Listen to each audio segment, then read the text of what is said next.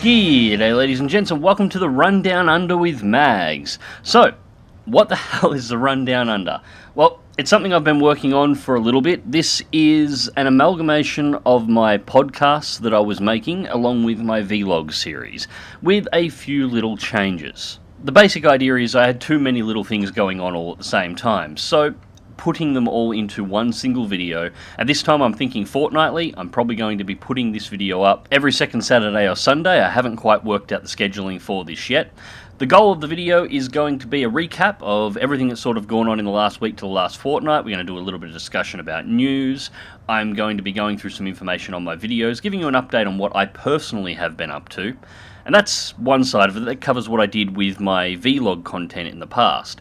The other side of this is I'm trying to set this format up so it's possible on larger subjects where I think a greater opinion than just my own would be important, to be able to modify the design for the Rundown Under to allow me to have a guest commentator on, whether it be a streamer, whether it be another YouTuber, whether or not it just be somebody from within the public. Allow a second person to come in and have a conversation over particular subjects. So that is the goal of what we've got on here. There won't be a guest every week or every fortnight, of course. The guests will come as they come, depending on what subject material comes up, but it's just a way of having a format that works and that is flexible enough to be able to pass along whatever information I need to pass along and to be able to hopefully make a entertaining little video for you guys. I was discussing this video format with somebody the other day and they actually came up with a comparison of Mingles with Jingles meets the Co-optional podcast. And that is absolutely not a bad way of thinking with what I'm trying to achieve here.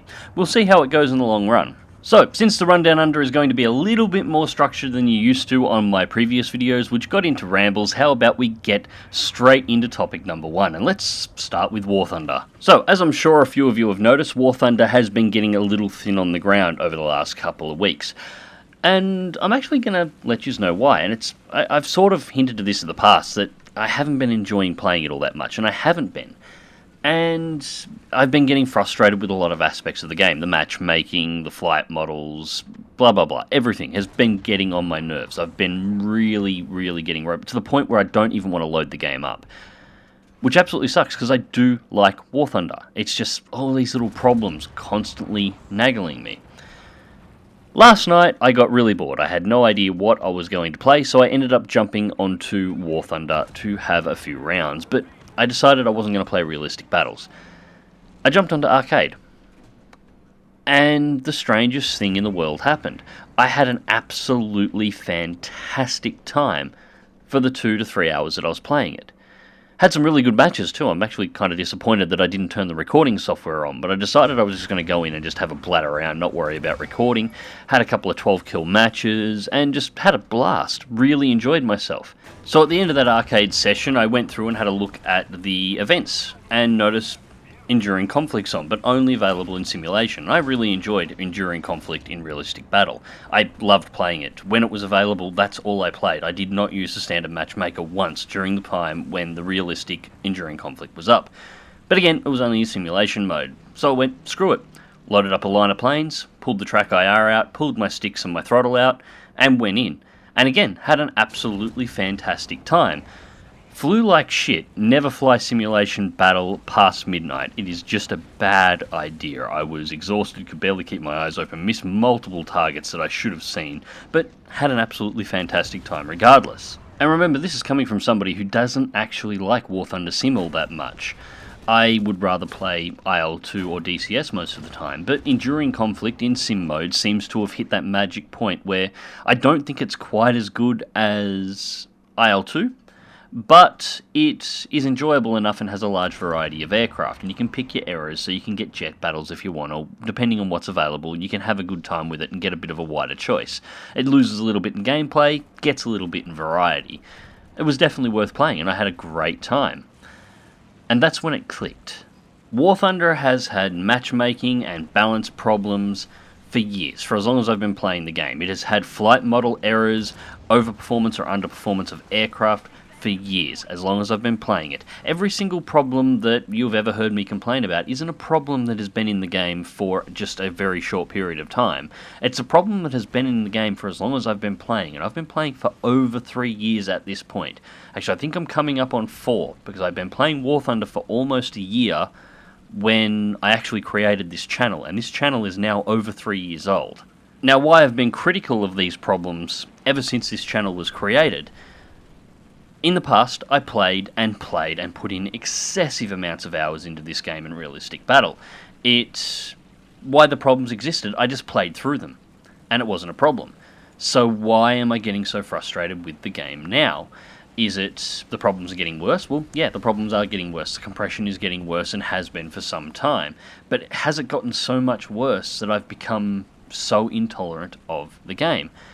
No, what I think has actually happened, and I think I may not be alone with this, is that nothing has changed within the game. Mags, what the hell are you talking about, mate? Everything has gotten worse, but nothing has changed. Gameplay-wise, War Thunder, go back 3 years ago, you go into a realistic battle like, say, Sicily, and it was the Sicily map that you see now. It's definitely had some graphical improvements against them, but the runways are about in the same points, and the AI that was on the ground is in about the same points, and it was exactly the same map as it is today, just with a few graphical updates, but that's it. If you go into some of the maps that have bombing targets, because obviously Sicily doesn't, what was the difference between those maps and back 3 years ago? Well, again, they had graphical updates, and they've received the bombing targets. The area bombing targets are the only gameplay element that has changed in over 3 years in realistic battle. Nothing else has, and the only reason they were added to realistic battle is because in arcade, players using heavy bombers were able to bomb out runways in under 4 minutes and end a match. So that area bombing targets were added to arcade, and they were added to realistic as well. Bombing out of bases was a lot rarer. It did happen, but it was a lot rarer, but they were added in realistic to change and prevent that from happening. So bombers had to drop bombs on these area bombing targets before they would get access to the runway in order to bomb the runway. That has been the only gameplay change in War Thunder in over 3 years. The AI hasn't even changed position on the ground. So what about new maps? Well, there's only been a couple. In 3 years, there's only been a couple of new maps added to the game. And these maps have exactly the same layout as all the previous maps. You have 2 runways a short distance apart from one another. Some runways have a secondary runway that's a little bit closer. If it's a map with a large body of water, it's likely to have some form of ships on it. If it's a map without a large body of water, it won't. All the maps will have, usually, excluding a couple of Pacific maps and a few of the island maps, will have 3 area bombing targets, 1 available for each team, that never move. They're always in exactly the same place on the map without fail. And that's it. That is what I've just described to you is the layout of pretty much every single map in War Thunder, with the only variance being whether or not it's a map that has area bombing targets and whether or not it's a map with water and ships. There is nothing different in the game and has not been in 3 years. It's getting boring. That's the problem that I'm running into more than everything else. That is the reason I'm getting so bitter. Currently my channel has 417 videos uploaded to it, and I would say it's probably a safe bet to say around 350 of those are War Thunder videos, and of that 350, over 300 of them will be realistic battle. I've played thousands upon thousands of matches in this game. I have played literally every aircraft in the game. There is not one aircraft in War Thunder right now that I have not taken to the skies in realistic battle. I think there's only 20 or 30 aircraft that I haven't spaded. And most of those aircraft are Era 5 jets, which I just haven't been able to stomach really playing a lot of them, especially not in the last 12 months. I've seen every map in the game, including a few that are no longer in the game. I've played just about every conceivable tactic and situation that you possibly can, and I've tried to translate the best of these into videos for the channel. And that's the problem. I'm running into a point now where there's nothing new for me to do in realistic battle. The honest truth is, my last few videos in RB, excluding when I've been talking about specific aircraft such as my XP55 videos, I've been rehashing stuff that I know I've already put on the channel before. I've described maneuvers and energy retention in other videos, but I've made specific videos on those.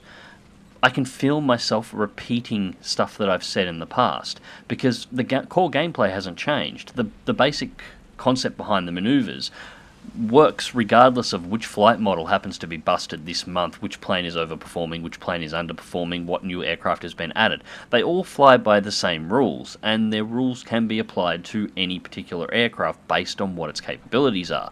And I've covered just about every style of flight and option across all my videos. And I hate repeating myself, but that is what I feel like I'm getting into, and it's frustrating me. I want some new situations to happen within War Thunder Realistic Battle, and it's not. It's always the same predictable climb paths, it's always the same aircraft, because certain aircraft are optimal in the War Thunder meta, certain aircraft are almost never seen because they are suboptimal and will likely get you killed. If you have a chance to speak to somebody who's actually flown out with me before, they will tell you that I can usually go into a match, and before I've managed to get my plane above 2,000 feet, I can tell you which players are going to die first, who's going to be in what position, at what point we're going to encounter the enemy team. And I'm not the only person that can do this. Most experienced players that have been playing for as long as I have can give you a full breakdown of the match before you've really even started the climb.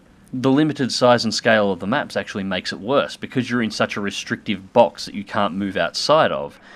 The players, well, these metas that have formed within the game have formed as a result of that restricted play. Particular aircraft are good within that boxed environment. The metas could be broken if the maps were simply 2, 3, 4 times larger and you had much more room to maneuver, but of course you don't. So you find yourself trapped in this little box with this little set of rules that just repeats itself over and over and over again. And that little box is incredibly interesting to somebody who just starts out on the game and is just starting to build their way up. It's very, very, very entertaining. It's a lot of fun. That's why we played it, all us old, bitter, realistic battle veterans, played it for as long as we did, because it was a great time. But eventually it reaches a point where you can only repeat the same thing so many times before it starts getting on your nerves. This is why people that stay in a long-term job for 20 years will always tell you they hate it. They've been doing the same thing over and over again for 20 years. Going to work pays them money, but they hate what they do.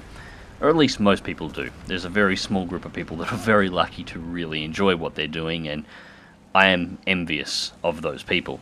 Anyways, getting back to arcade and sim. This is why I enjoyed going back to arcade so much. Now, I've said in the past, I do play arcade every now and again, but I never take it seriously. It is my blow-off steam moment. Sometimes I use it to work on my situational awareness if it's getting a little lacking, but as a general rule, it is just my, I just want to do it for 5 minutes and not think mode of play, and that's all I do with it. Well, when I went in this time, I actually tried to play competitively, and I had a blast, because as much as the game is very arcade, the arcade flight models rendered a lot of the performance and balance issues in the game obsolete. Now, I'm not saying that there were none, but the normalization of the flight models meant aircraft that have no ability to maneuver were suddenly extremely dangerous. Aircraft that were so maneuverable that they were almost untouchable suddenly found themselves in a position where they could get caught by these lesser planes due to the flight model changes. Not very realistic, but it's just not meant to be. It's arcade mode. It's meant to be fun. The speed of the planes, the unlimited WEP, you didn't have to worry about overheating. You know, your little numbers overheat in the top left-hand corner, but it makes absolutely no difference to the performance of your aircraft, and you can just largely ignore them. Spray your bullets around, try and take careful aim, whatever you want to do. It was fun, and the map conditions and the map design made the game more interesting. Now, a lot of people say that, you know, you're flying in the air, the map itself shouldn't matter. It actually does. It changes the way you play based on how you've got to try and defend or fight against certain portions over the terrain. And how ground attack aircraft and bombers will react to those ground positions will change how you maneuver a fighter through the battlefield, and where you need to intercept and where you need to defend and where you need to attack. Arcade, these maps I haven't seriously looked at from a tactical perspective in 2 years. And it was a sudden breath of fresh air to play through, and I had such great fun doing it. Then flicking over to Sim Battle and jumping into Enduring Conflict. Now, I'm not going to make any lies to you. You will probably never see normal matchmake Sim Battle on my channel, because I just cannot stand it. But the Enduring Conflict, I had fantastic fun. So you're probably going to start seeing some of that on the channel as well, because I really enjoyed it. As I said, it wasn't as good as IL-2's. IL-2's map design and objective design is much better. It's much more involved. but Enduring Conflict wasn't bad. And why the Enduring Conflict maps are basically the same as in Sim as they are in Realistic Battle, so it is playing the same stuff there, although I have played nowhere near enough Enduring Conflict to really get sick to death of the map design, nowhere near enough yet. In its core, just the change of perspective to inside of the aircraft is just, it's been enough to really get me amped about playing the game again. And I think this is what I actually need. So there will still be, basically what I'm coming down to here, there's still going to be some realistic battles when I get in the mood for it. But what I think I'm going to start doing is putting more arcade and more sim battles on the channel. Just stepping away from the realistic battle for a while. I mean, I've got over 300 videos, possibly over 320 videos of realistic battle on the channel. I think I have 8 arcade and 2 or 3 War Thunder sim battles total. I think it's time that I diversify through the game a little bit. Now, Ground Forces has other issues. I've never gotten sick of Ground Forces. Balance has been questionable. There's certain things I don't like in the way that certain things are being done in there, but yeah, that's never really been a problem. If I'm in the mood to drive tanks, I'll go drive tanks. I probably will never drive Tank Arcade, however. I don't particularly like that.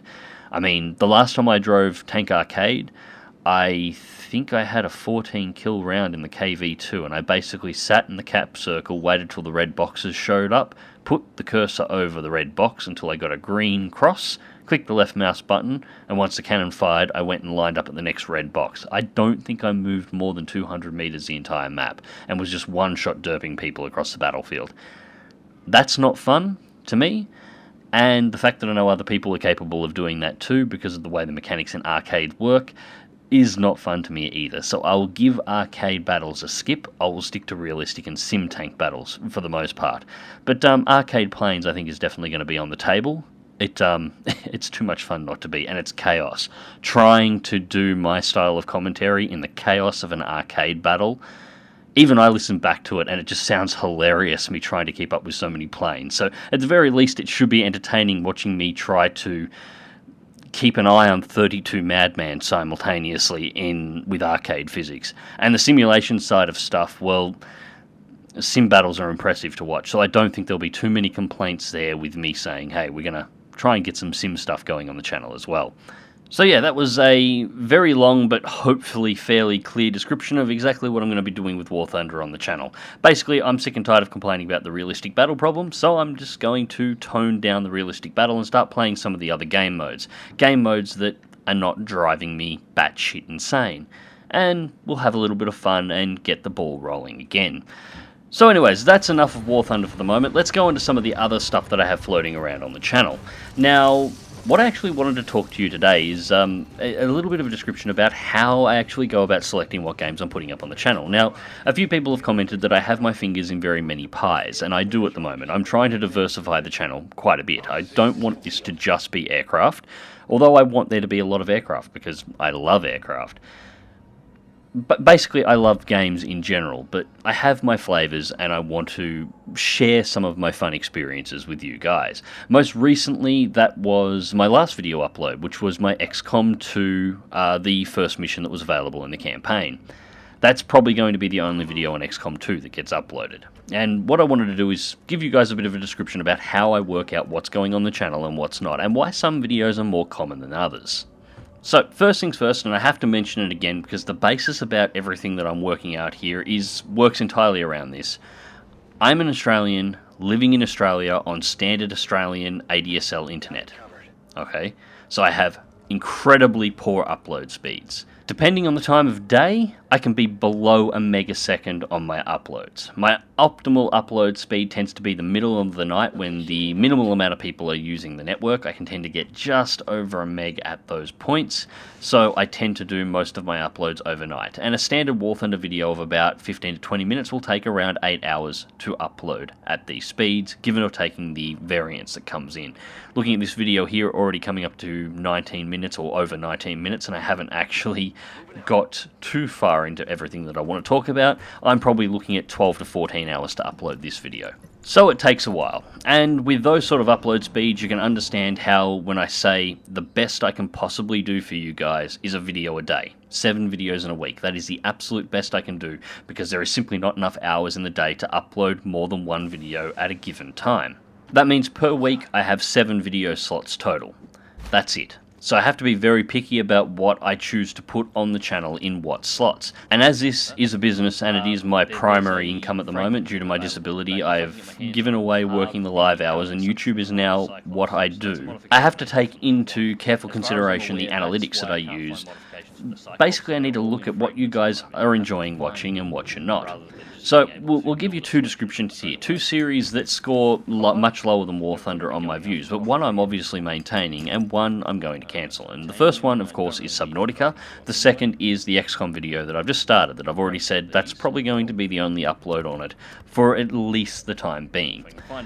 Now, Subnautica gets around about 5,000 views on average per video, not an incredibly large amount, especially not when you compare it to the 10 to 20,000 views that I can get out of a War Thunder video. So clearly there is a gap in performance there, and you would think, well, why do you do the Subnautica videos? Well, it actually comes down to the analytics. If I look at the analytics of Subnautica, on average I can see, I get around about 5,000 views. That's 5,000 people have taken the time to click on the video and see what is inside of the video. But that doesn't show you the whole story. Once I go deeper into the analytics that I have available to me as a content creator, I can actually see how many of these people are unique clicks. So people that haven't, say, watched the video once and then came back to make a return a comment to somebody in the comment section, which of course gives me another view, but that person hasn't actually watched the video. And I can tell you that on the Subnautica videos, around about 90% of the views for the video are unique. Only about 10% are returning people who have already watched the video once before. So again, this is pretty good. Now the third analytic that I look at very closely on a video, especially when I was starting a new series, is retention. How much of the video did the average viewer watch? Now on my Subnautica videos, the average retention is 80%, which is actually kind of spectacular. My Subnautica videos go for outwards of around half an hour. Keeping people entertained for half an hour can actually take quite some time. I never thought I would get stats that high for a series like Subnautica, where I'm sort of being fairly analytical, but apparently people like seeing somebody stumble through a game without looking at the wiki. So, hey, what can you say? So, on average, I get about 5,000 views. 90% of those views are unique, so those people have come in just to watch the video, and each of those viewers is watching on average around 80% of the video. These are very good stats, and even though the video gets lower comparative views to my other series, this is enough to warrant me continuing to make it. And I take into account, obviously, I enjoy playing the game. I'm just not making it for views or clicks. I actually really enjoy playing Subnautica, but I could enjoy playing Subnautica and not putting it on the channel if you guys didn't like watching it. I'm putting it on the channel because clearly you do. So how does that compare to XCOM? Well, the recent XCOM2 video that I uploaded has, well, at the time that I watched the timer count over to 24 hours, so the first day of views, at the time had 2,400 views. It's over 3,000 now, but 2,400 in that first day. Now, in that first day, only 60% of the views were unique. The comments in the comments section was actually pretty light, so it looks like a few people watched the video more than once for some reason. And the average viewer retention on the video was only around about 50%. So of those unique views, only half of the video was watched by the average person. Which half, I couldn't tell you. It doesn't go into that much detail, but people only watched half of what was there. That tells me that the vast majority of people aren't too interested in watching me play XCOM2. So, again, this is going to be a game. I personally enjoy XCOM2. I may revisit it for a potential series in the future, maybe when an expansion pack comes out, or if there's interest in it down the track, but clearly the market is oversaturated with XCOM 2 playthroughs at the moment, so I will play XCOM by myself, and it won't go on the channel, and I will use the slot where XCOM 2 could potentially go to put another game up on channel that's more interesting to you guys. And that's pretty much the way I make my selections for the channel. There will always be a group of people that really like a particular video when it goes up, but if there isn't enough interest overall, I can put hours and hours and hours of my time into assembling a video for you guys to watch. Now, if you if only a very small percentage of you actually enjoy it and the vast majority don't even watch it, then I could put those hours into making a video for something else that a larger percentage of you guys will actually enjoy watching. I have to make that choice, and this is why you will get videos that pop up where I only upload 1 or 2 episodes and then they sort of just disappear. Now, there is a couple of series that I do for me, and I don't give a damn who watches it or if nobody watches it at all, and that's Kerbal Space Program and my Crimson Skies playthrough, both of which I'm being a little bit lax on at the moment, and that's simply because I haven't had the time or the slots to get them up, although I am working on a Crimson Skies video right now, and I am working on a KSP video right now. Now, these are basically I want to make one of these. I don't care if nobody watches it, I want to make this, because it's a great excuse for me to make Kerbal Space Program and feel like I'm not slacking off on my work. So I play Kerbal Space Program, or I complete Crimson Skies. Crimson Skies is actually going to get a little bit of a change, but we'll come to that a little bit later on. But this is the core of how my channel operates. Basically, I am in the business of entertaining you guys. If you guys aren't entertained, then it's a waste of my time to make the video. So I need to change it up and make something that's more entertaining to you guys. This is why I make little adjustments to the channel every now and again, why I'll change the format, why I try and change the introductions every few months, because you don't want the same intro playing over and over again on the video. I'm getting a little slack. The outro, people seem to have loved it, and it was really great when I put that outro together, but it's getting a little past its use-by date now. Something fresh and completely re-edited on the rear will come in. It's why I make all these little adjustments. Hell, going back to my previous subject, it's why I'm making a few changes to the way I'm going to cover War Thunder, because I was getting bored with War Thunder. So I know the new people to my channel were probably very entertained by the videos if they haven't seen a huge amount of them before, but people who have been around for a while were probably getting a bit sick and tired of me covering the same stuff and repeating the same stuff over and over again. And I get sick and tired of it too, including the bagging out Gaijin for their mistakes. I get sick to death of doing that. So I'm going to put myself into a situation where I'm doing new stuff and I don't have to do any of that. It'll be new, it'll be fresh, it'll be fun. And it may not work. It's entirely possible I'll start doing a new series of War Thunder videos on Sim and Realistic Battle, or Sim and Arcade Battle rather, and people will go, oh, it's not realistic, and nobody will watch. And I know that is a possibility. I don't think it'll happen, but it could. And you can be sure I'll be keeping a very close eye on the analytics of those videos when they come up to see whether or not even making them is worth my time. So why do I bring all this up and explain it to you guys? Well, I think it's a bit nice for you guys to have a look at how a moderate-sized channel operates. I don't claim to be a large channel, but I do have over 30,000 subscribers, over 35, over 36 now, I think. And I do regularly get asked by smaller channels that are trying to build up, how do you do this, how do you do that, how do you select what games you're going to cover, huge number of questions from people that are just trying to make it on YouTube. This is a little bit of an insider. I let the numbers do the talking. If I was to work by the comment sections and the positives and negatives on a video, XCOM would stay. But the analytics show that I think there's about 50 or 60 comments on there, and probably 2/3 to 3/4 of those comments are very positive, and it's got a fairly good like rating on it in comparison to its dislike rating. The analytics that I look at behind the scenes, the stuff that you guys can't see, tell me that clearly very few people are watching it, and those that did watch it had very little interest with it, especially not enough to watch the whole video through to completion. And those are the numbers you got to watch, because while you might get 80 or 100 people that comment in your comment sections, you might get 5,000 people watching your video. 80 people is not a very good representation of what 5,000 people are doing, but the exact specs and numbers and averages of what 5,000 people did is a hell of a lot more interesting. So, and a lot more accurate on working out whether or not a video is working. If you're a new channel and you're just trying to work out why a video that you put up either worked really well or did absolutely nothing, look at your analytics. Were people actually watching it? Were they clicking on the video and only watching 10% of it? Or did you have a video where you got very few clicks, but people watched the whole video? Work out your numbers and use those numbers to grow your channel and to work out, well, more to work out how to make better content, and making better content will allow you to grow your channel. So that was a very long-winded way of saying, hey, XCOM's had one video, it's probably not going to be coming back, at least not for the moment.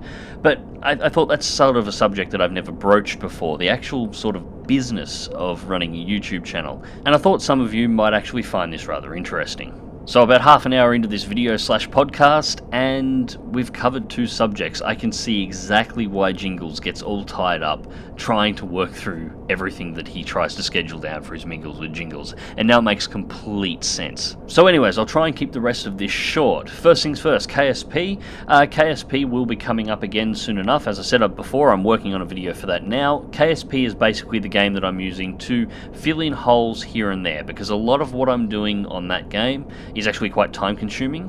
I could do basically an entire channel on KSP if I wanted to, but it just takes a while for me to get everything organized to make an entertaining video. I'm hoping KSP will actually get a regular scheduling point at some time in the future. I'm actually hoping if I put in the rundown under at a fortnightly rate on, say, a Sunday, on the weekends where I don't do the rundown under, I might do KSP fortnightly on the opposing Sunday and actually give it a time slot. I'm going to start trying to do that with a few things, actually giving different videos scheduled time spots so people will know when something is coming up rather than scratching their head wondering when the next piece of content is going to be coming out. So next up, Crimson Skies. Now this is a retro replay of the old early 2001 game Crimson Skies. Most of you loved it. I love playing it. I never got around to finishing that Let's Play. I sort of got 3 or 4 episodes in, and just time and coming up to Christmas prevented me from being able to continue it. My goal with that Crimson Skies retro replay, I've seen a lot of very, very bad Let's Plays of Crimson Skies, and I wanted to make, why it may not be the most heavily watched Crimson Skies retro replay, but the best quality one with the best editing that I could possibly put together, and I still want to do that. So that will be coming up on the channel again. I'm going to change a few things, however. I'm not going to be doing singular missions in it anymore. There's around 27 missions in Crimson Skies. I'm going to try and put 2 to 3 missions, or a section of missions that are related to one another per video leading up towards the end. So there'll be a lot more content per video. They'll be a lot longer. It'll be a little bit more awkward to edit together, but thankfully the way I'm doing my retro replay of Crimson Skies, I don't actually need to talk a lot, because I don't want to get over the top of that wonderful voice acting that is in the game. And yeah, we'll be going back to that. So for those of you who have been asking, and there have been a few, Crimson Skies will be coming back very soon, and there's actually going to be more Crimson Skies per video than I have been doing previously. I'm going to be trying to do them into mission blocks. If possible, we'll see what happens. MechWarrior Online. Now this is another one that has been popping up. MechWarrior Online is one of those games that I play time to time. There will never be a constant series of it. A few people have been asking me, will I be putting it back on the channel? Yes. Basically, I play MechWarrior Online usually on Sundays, because I play MechWarrior Online mostly with SemperMortem when he is on, and he works during the week. He's only available on weekends. We either play IL2 or we play MechWarrior Online. And we'll jump in and we'll have a few rounds together and whatever else, and that is where my MechWarrior Online videos come from. Sometimes we get some stuff that's worth showing off, sometimes I don't, sometimes I do and I just choose not to show it anyway.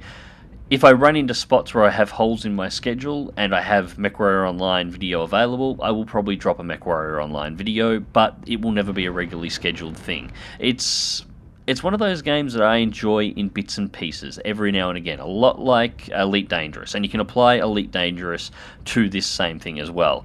If I'm really in the mood and I've been playing it and I have footage available and I have a hole in the schedule, I'll be putting up a video on MechWarrior Online or Elite Dangerous. If I don't have any of those things, I won't, and that's just the way it's going to be. It's that little bit of fun that I have every now and again, and it prevents me from getting sick and tired of the game too. If I don't play it all that often, I can come back to it and have a good time every single time, which makes it a great de-stress game. Both of them are. And last but not least, and I've been getting a lot of questions about these ones recently as well, the Armoured World ofs. We're talking about Armoured Warfare, World of Tanks, World of Warships, and World of Warplanes. What's going to be going on with them? Well, for the longest time there's been nothing. Basically, the game started up, Armored Warfare, when it was it first came into live. I did a couple of videos on it right before release. I was pretty happy with the state that it was in. I still had some slight ping issues, but I hoped it was stuff being the US server that they were just going to fix off. You know, it must have been early, getting their last of their netcode organised and whatever else was going on. There wasn't getting any stupid lag spikes, but the ping was just higher than I thought it should be getting to the US servers. Unfortunately, they never fixed it. Now, this leads me at a problem. Playing on the US servers, I can do it, but my ability to be competitive is limited by the ping. Armored Warfare doesn't have an algorithm like War Thunder does to take into account for the ping and try and correct. So the ping really hurts your gameplay every now and again, especially when you get up to higher tier vehicles. It can be quite painful trying to make stuff work in that game. So that's sort of why I haven't gone back to Armored Warfare. I'm sort of hoping it'll be fixed up soon. Now, exactly the same thing has been going on with World of Tanks and World of Warships. Well, almost. World of Warships World of Tanks rather, my account is actually based on the Southeast Asia server. The problem that I've got here is I've basically got no one to play with, and there's only so many random battles I can do before it gets boring, so I haven't really been doing any World of Tanks stuff. I have been thinking about it, and I've been having fun playing it, but it's nice to have some people to actually screw around with while you're in there, and to talk to while you're actually playing the game. And, as I said, Southeast Asia server, I don't know anybody who plays on it anymore. I've been thinking about transferring through to the US, but then we run into ping issues, and especially the European server, because basically everybody I know who plays World of Tanks plays on the EU server. Now, the ping there would be completely awful, so I wouldn't be able to play it.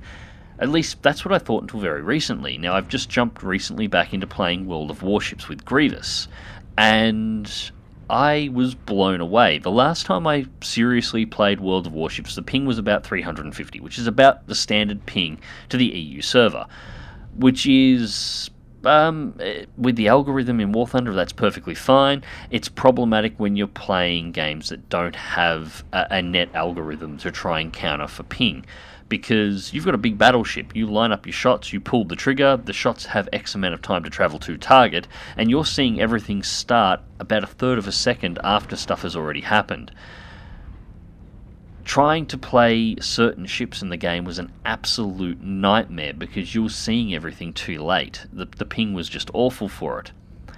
And then I jumped onto World of Warships about 2 weeks ago. I have no idea what happened. I have no idea what Wargaming has done, but my ping to the EU server is now 130 milliseconds.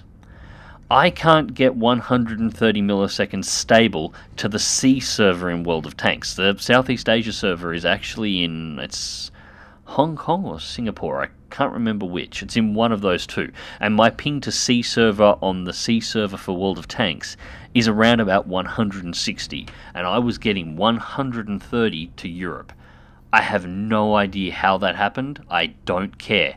I had an absolute blast. So World of Warships is definitely a big thumbs up. There will probably be some coming soon now that I'm back in the grind. The problem is that I basically haven't been playing since the beta went into full release because of the ping issues, and because the only thing that I could have done is move my account to the Southeast Asia server, which would have fixed the ping problems, at least mostly, but would have put me on a server with a bunch of people that I don't know, and yeah, I stopped playing with the people that I enjoy playing with, such as with Grievous or whoever else. With 130 ping, yeah, I will definitely be playing. No idea what they did, don't care, completely happy. I'm curious whether or not my ping to the World of Tanks server will be that low, because if that's the case, I might pull my account out of Southeast Asia and move it up to the EU server. If I can get that same ping up there, if I can get 130, even 150 to the EU server, not a problem at all. I will play on that without a second thought. And as for World of Warplanes, well, I know the people that are asking me are just trolling, but because they're trolling, you know what? I just might at some point, just for the fun of it. We'll see what happens. Anyways, ladies and gents, that just about wraps it up for the Rundown Under, our first ever episode. Now, this video will be posted online to YouTube, of course, and the audio file for this will be made available to my SoundCloud. Links will be in the video description below, so if you want to come back to this but you don't want to worry about the video, or you just want to listen to it while doing something else, or load it up to your iPod, it will be available on SoundCloud.